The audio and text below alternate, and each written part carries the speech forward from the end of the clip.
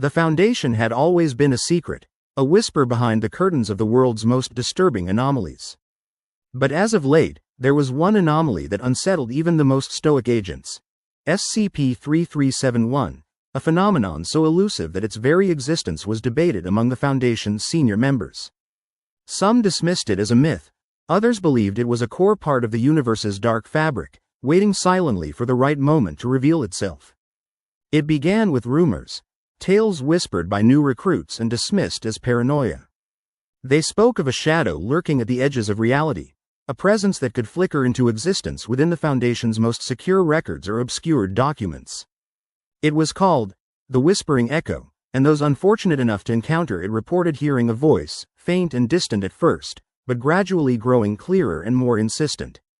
One particular case lingered in the minds of the senior staff. A young researcher named Leah, assigned to analyze anomalies in the Foundation basement archives. Leah was a bright, curious girl, eager to prove herself.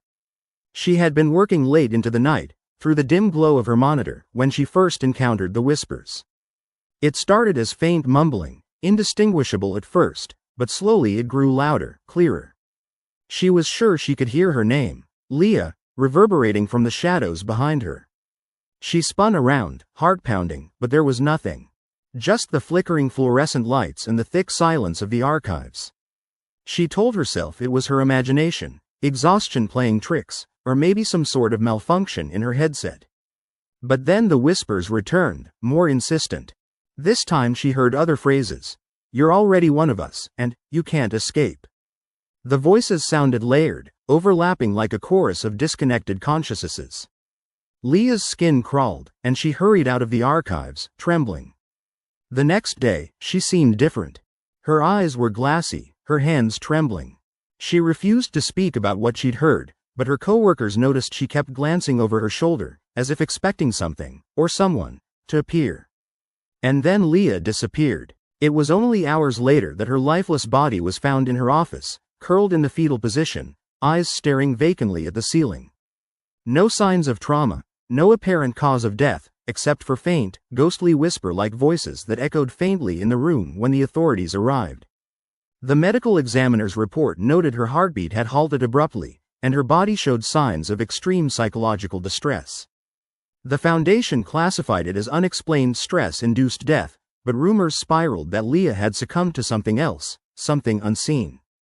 Remarkably, her death was not an isolated incident. Over the following weeks, a series of inexplicable disappearances and deaths involved Foundation personnel working on anomaly files. All had one thing in common. They had been in proximity to certain archived documents, or in spaces with heightened anomalous activity.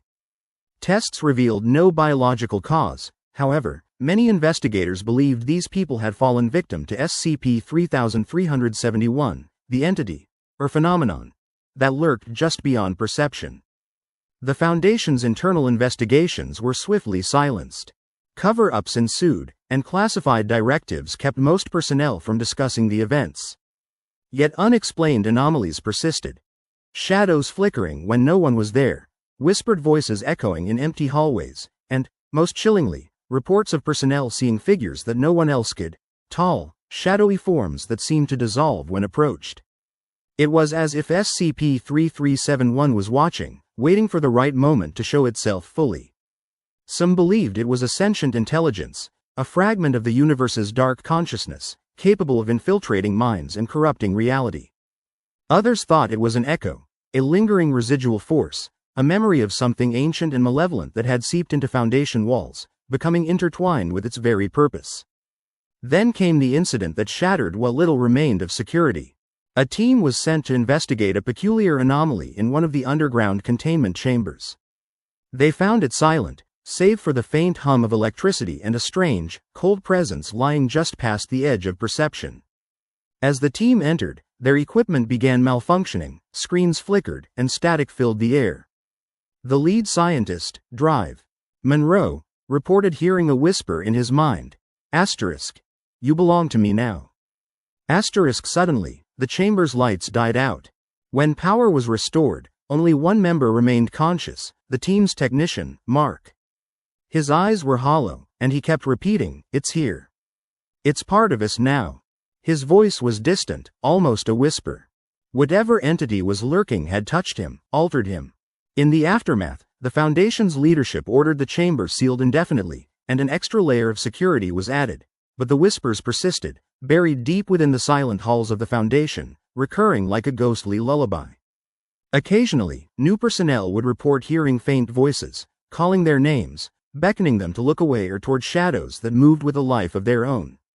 Most troubling of all was the early sign of what might be its ultimate goal. The whispers suggesting that SCP-3371 was not just observing or haunting, but waiting. Waiting for the moment when the Foundation's defenses weakened, or when someone decided to unlock the secrets buried deep within its dark corners. The Foundation's surveillance footage captured fleeting glimpses of shapes that appeared and vanished, never quite enough to prove what was real, yet enough to fuel nightmares. It was as if the entity thrived in doubt, feeding on fear, growing stronger every time someone doubted their senses. And now, it was watching. Waiting. Perhaps it was already within, silently infiltrating the minds of those who dared to remember. Because in this place, the line between reality and nightmare had blurred, and the shadows knew far more than they let on. Just beyond the veil, SCP-3371 was waiting patiently, ready to step into the world when the time was right, claiming new hosts, whispering its dark lullaby to those who listened with open minds and trembling hearts.